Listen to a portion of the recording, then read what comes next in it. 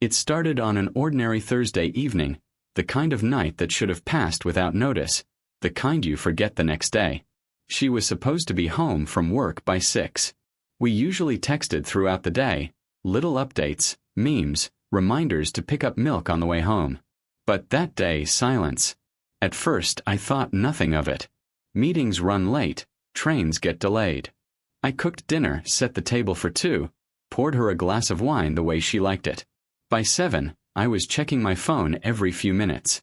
By 8, I was pacing. By 9, I called her office. They told me she had left on time, hours ago. Something inside me shifted then, like the floor had dropped out from under me. I dialed her phone again and again. Straight to voicemail. I drove the route she usually took, scanning every corner, every streetlight, as if she might be standing there waiting. The city felt unfamiliar, hostile, filled with shadows. By midnight I was in the police station, filing a missing persons report. The officer behind the desk gave me the standard lines. Adults have the right to go missing. Maybe she just needed space. Come back if she hasn't turned up in 24 hours. His voice was flat, dismissive, but he didn't understand. She wasn't the type to disappear. She was steady, predictable in the best way. She loved routines. Morning coffee with too much sugar, evening walks, Sunday calls with her parents. She wouldn't just vanish. I went home to an empty house that felt suddenly enormous. Her shoes were still by the door, her jacket still hanging on the hook, her toothbrush in the bathroom. Every object screamed her presence, and yet she wasn't there. I sat on the bed staring at her side. The dent in the pillow, the folded blanket she always kicked off in her sleep. I didn't sleep that night. I couldn't. The next day I called everyone. Her friends, her family, even old colleagues. No one had seen her. Some told me not to panic, that she'd show up. Others sounded worried but helpless. I drove the city again, stopping at gas stations, cafes, places we used to go. I showed her photo to strangers. Desperate, humiliated, but too frantic to care. By the second night, my fear had grown into something monstrous. My chest felt tight, my thoughts spiraled. I imagined every possibility. An accident, an attack, or worse. Every siren I heard outside made me jump. I left the TV on, watching the news, waiting for some report, dreading what I might hear. On the third day, the police finally took me seriously. They searched her phone records, bank accounts, traffic cameras. But nothing. It was as if she had simply vanished into the air. They asked me questions over and over. Did you fight recently? Did she seem unhappy?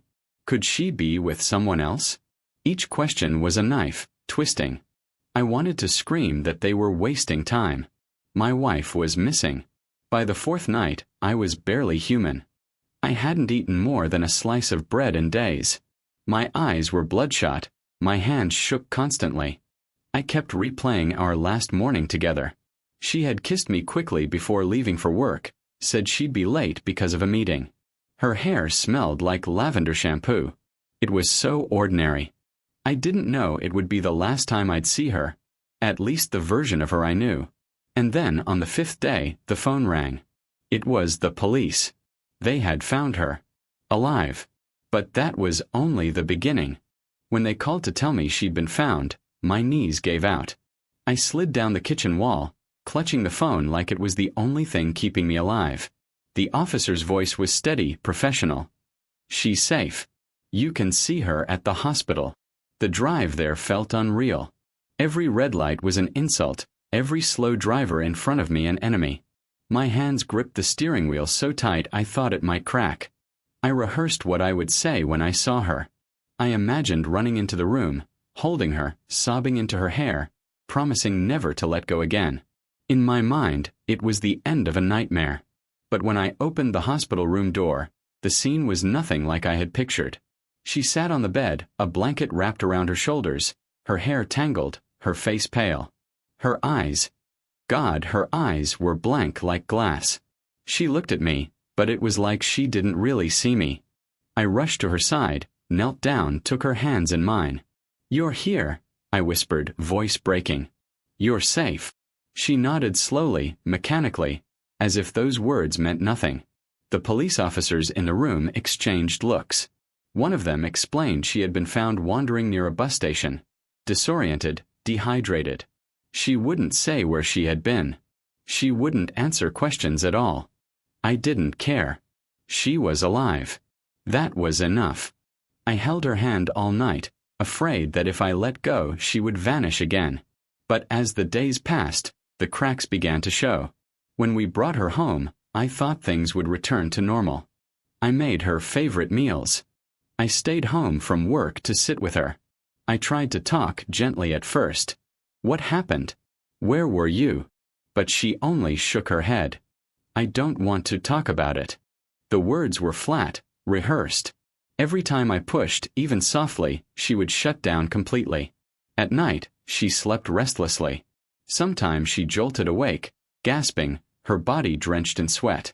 Other times she whispered in her sleep, words I couldn't understand, fragments of conversations with ghosts. I'd reach out to soothe her, but she would recoil, shoving my hand away like it burned. I told myself trauma changes people, that I just had to be patient. But patience is easy to preach and brutal to practice. Days turned into weeks, and the distance between us grew like a canyon. She stopped going to work, stopped seeing friends. She sat for hours in silence, staring out the window as if waiting for someone who would never come. I tried everything: flowers, movies, gentle jokes, but nothing reached her. Once, in desperation, I took her hand and said, "Please talk to me. I don't care what happened. I just need you back." She pulled her hand away, eyes cold. "You don't understand. I can't tell you. You wouldn't forgive me." Those words lodged in me like shards of glass. Forgive her. Forgive her for what? My mind spun with possibilities, each worse than the last. I tried to convince myself she was just broken, not guilty. But the seed of doubt had been planted. Her parents came to visit often. They hovered over her, asking gentle questions, feeding her soup like she was a child. I noticed how she seemed more comfortable with them than with me. Sometimes I'd walk into the room and conversation would stop instantly, leaving only a heavy silence. I began to feel like a stranger in my own home. One evening, about 3 weeks after her return, I found her in the kitchen at 2 in the morning. She was sitting at the table in the dark, clutching her phone. I turned on the light and asked, "Who are you calling?" She startled, dropped the phone, and snapped, "Don't touch my things." Her voice was sharp, defensive, a tone she had never used with me before. We stood in silence, staring at each other. Her face was pale, her eyes wide, as if she had revealed something by accident. Then she muttered, I can't sleep," and brushed past me. But I couldn't shake the image of her clutching that phone like a lifeline. From that night on, suspicion became my constant companion. I checked her phone when she was in the shower, but it was always wiped clean, no messages, no call history. She had never been secretive before. Now, everything about her felt like a locked door I wasn't allowed to open. Friends began asking awkward questions. So, where was she? Did she say anything? I lied through my teeth. She doesn't remember. It's trauma. I said it with a steady voice, but inside I was unraveling. I couldn't stop thinking. Was she with someone else? Did she choose to leave? Or was something darker lurking beneath? The intimacy we once had, the easy touches, the playful kisses, the way she leaned against me on the couch, all of it was gone. She avoided me physically, flinched at my touch, closed herself off emotionally. I lay awake at night, staring at the ceiling, wondering if the woman I married had been replaced by someone else entirely. One night, unable to bear it any longer, I confronted her. I need the truth. Where were you? Why won't you let me in? She looked at me with eyes I barely recognized, eyes full of sorrow and steel. If I told you, she whispered, you'd never look at me the same way again. And with that she turned away, leaving me more desperate than before. That was the moment I realized. Getting her back didn't mean getting her back. The woman I held, the woman I searched for, the woman I nearly lost. She had returned, but something essential hadn't come home with her. And I didn't know if it ever would. At first, I thought time would fix it. Everyone said so. Her parents, the therapists, even the police when I kept pressing them for more details. Trauma takes time, they told me. You have to be patient. But patience felt like waiting in a burning house, telling myself the fire would eventually burn out on its own. Every day I saw the distance between us widening, and every night I lay awake in the silence of a marriage that no longer felt like mine. I started noticing things. Small things, details that gnawed at me. Her clothes smelled faintly of cigarette smoke sometimes, though she had never smoked a day in her life. Once, I found a receipt in her jacket pocket for a diner 2 towns over, dated during the days she'd been missing. I asked her about it casually, but she snatched it from my hand before I finished the question and tore it to pieces. "Stop digging," she hissed. It wasn't anger in her eyes. It was fear. I tried to convince myself I was imagining things, that my mind was filling in blanks with nightmares. But then came the night I found her on the porch, phone pressed to her ear, whispering. When she saw me, she jumped as if I'd caught her committing a crime. She mumbled something about calling a friend, but when I asked who, she couldn't give me a name. The paranoia ate at me. I started checking the locks at night, as if danger was seeping in through the cracks of our walls. I'd glance out the window and swear I saw shapes in the dark, shadows moving just out of sight. My hands shook when I reached for her sometimes, because I didn't know if she was going to pull away or finally tell me something true. I tried therapy, both for her and for us together. The psychologist sat between us, notebook in hand, asking gentle questions. "Can you describe how you felt during those days you were gone?" My wife's jaw tightened, her eyes fixed on the floor. "No," she said simply. Every session was the same.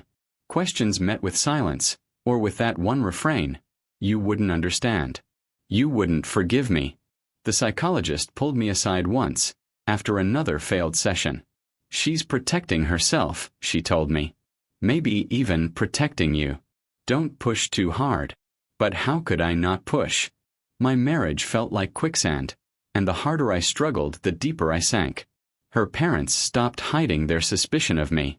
One afternoon, her father cornered me in the living room while she was upstairs. "You're making this worse," he said, voice low and sharp. "She needs space, not your interrogations." I clenched my fists, swallowing the words I wanted to hurl back. Space. She'd had 5 days of space that nearly killed me. And now she was living in the house like a ghost, and I was expected to tiptoe around her as if my questions were the problem? I began keeping a journal, scribbling down every odd thing I noticed. The late-night phone calls.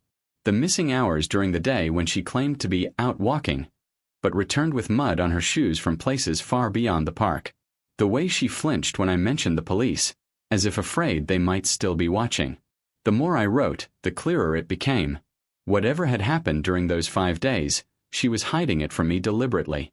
And yet, there were moments, brief, fragile moments, when I glimpsed the woman I once knew. A laugh escaping by accident during a sitcom rerun. A soft touch of her hand on my arm when she thought I was asleep. These slivers of tenderness kept me anchored, kept me believing she was still in there somewhere, that maybe we could find our way back. But every time I reached for that light, it vanished, replaced by the impenetrable wall she had built around herself. The worst night came when I finally let my anger spill out. I had found another receipt, this one crumpled at the bottom of her purse. A gas station 2 counties away, time-stamped at midnight, long after she was supposedly home.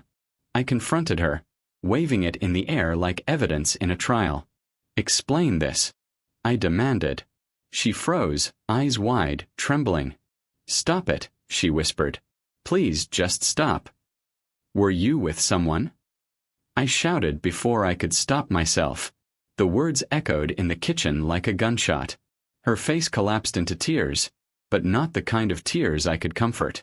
These were tears of terror, of shame. She shook her head over and over, rocking slightly, repeating the same line. "You wouldn't forgive me. You wouldn't forgive me." I backed away, my anger draining into guilt, but it was too late. That night she locked herself in the spare bedroom, and I sat on the floor outside the door, listening to her muffled sobs, hating myself for breaking what little trust remained. From then on, I felt the shift. She became more secretive, more guarded. I could see her watching me when she thought I wasn't looking, as if waiting for me to explode again. And I was afraid of myself, of her, of the truth that hovered just beyond reach. I began to wonder if I was losing my mind. Was I paranoid, delusional, inventing mysteries out of grief? Or was I finally seeing the cracks in the mirror, the truth behind her empty eyes? Every morning I woke with the same thought. The woman I lost in those 5 days never came back. But then the darker thought followed, the one I couldn't shake. What if she chose not to? The night it all broke open started quietly. Too quietly. She had been withdrawn for days, barely speaking, moving around the house like a shadow. I had tried against all instincts to give her space. But that night as I lay in bed, I heard the faint creak of the floorboards downstairs. I got up, padded silently to the top of the stairs, and saw the glow of her phone in the dark kitchen. She was whispering, her voice sharp, urgent. I couldn't make out the words, but I knew the tone. It wasn't fear. It was pleading. She ended the call abruptly when she noticed me, the screen going black. Who was that? I asked, my voice hoarse. She shook her head, clutching the phone like it was a weapon. No one. Something in me snapped. Weeks, months of silence, suspicion, half-truths. It all came pouring out. I shouted, demanded answers, slammed my fist against the table. No one vanishes for 5 days without a reason. No one comes back like this unless there's something you don't want me to know. Were you with someone? Tell me the truth. Her eyes filled with tears, but they weren't soft, pleading tears. They were the tears of someone cornered. She whispered again. You wouldn't forgive me. I remember the silence after those words, a silence so heavy I thought it might crush me. I collapsed into a chair, my head in my hands. My voice came out broken. Try me. Please. I'd rather hate the truth than die in this limbo. She sank onto the floor across from me, her face pale, her body trembling. And then, finally, the words came. Not all at once, not even clearly, but in fragments like shards of glass. She said she had left work that Thursday and gotten into someone's car. Someone she knew. Not a stranger. She wouldn't say the name, no matter how I begged. They had driven away together. She kept repeating, I thought I could handle it. I thought it was a choice. But then it wasn't. I asked if she had been hurt. She didn't answer. I asked if she had cheated. Her eyes closed, tears sliding silently down her face. She whispered, I needed to feel something that wasn't pain. I needed to disappear from myself. My chest hollowed out. I wanted to scream, to smash something, to demand every detail. But at the same time, I wanted to cover her with a blanket and protect her from the very words spilling out of her mouth. Rage and pity wrestled inside me, tearing me apart. She finally said, He let me go. That's all that matters. I came back. But I'm not the same, and I never will be. I sat there, staring at her, feeling the walls close in. So what am I supposed to do? I asked. My voice was flat, dead. Just keep living here with the ghost of the woman I married? Pretend we're okay while you keep secrets that rot us from the inside. She didn't answer. She just wept, curled into herself, repeating the same phrase over and over. You wouldn't forgive me. That night I slept on the couch, my body shaking with silent sobs. I dreamed of those 5 days as a dark corridor, her silhouette walking away from me, and no matter how fast I ran, I couldn't catch her. After that, something shifted permanently. We stopped pretending. Meals were silent. The house became a museum of our former life. The photos on the walls, the wedding album on the shelf, all mocking us with what we had lost. She started spending nights at her parents' house. I stopped asking where she was going. But I couldn't stop myself from searching. I combed through her belongings, hoping for clues. I drove to the diner from the receipt, the gas station 2 counties away. I asked questions, showed her photo. Most people shrugged, said they didn't remember. A few gave me looks I couldn't read, like they knew more but wouldn't say. The paranoia consumed me. I stopped sleeping, stopped eating. My coworkers noticed, whispered behind my back. Friends drifted away. No one wanted to be around someone drowning in suspicion and grief. Even her parents stopped calling me, treating me as if I was the problem. And yet I couldn't let go. Every night I replayed it in my mind. The last kiss that morning, the 5 days of absence, the hollow woman who returned. I imagined scenarios, each worse than the last. Was she kidnapped? Did she run away willingly? Did she betray me? Or all three, tangled into a knot that could never be untied? One night, unable to bear it any more, I confronted her again. I told her I had followed her, that I'd seen her meeting someone in a parking lot. It was a lie. I hadn't seen anything, only imagined it. Her face drained of color. She whispered, "If you saw, then you already know. Why make me say it?" I screamed then, louder than I ever had in my life. I shouted about betrayal, about lies, about the life we had built together that she had burned to ashes. She cried, begged me to stop, said she was broken and didn't know how to be whole again. But I was beyond reason. In the end, she packed a bag and left. She didn't say where she was going. She didn't promise to come back. She just said, "I'm sorry. I love you. But I can't be the woman you want anymore." And then she walked out the door. That was 6 months ago. The house is still full of her. Her shoes by the door, her books on the shelf, her perfume lingering in the closet. I can't bring myself to move anything.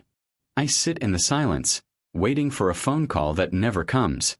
Some nights, I convince myself she'll walk through the door again. Other nights, I hope she doesn't, because I don't know if I could survive another round of half-truths and broken promises. The worst part is, I don't know the truth. Maybe I never will.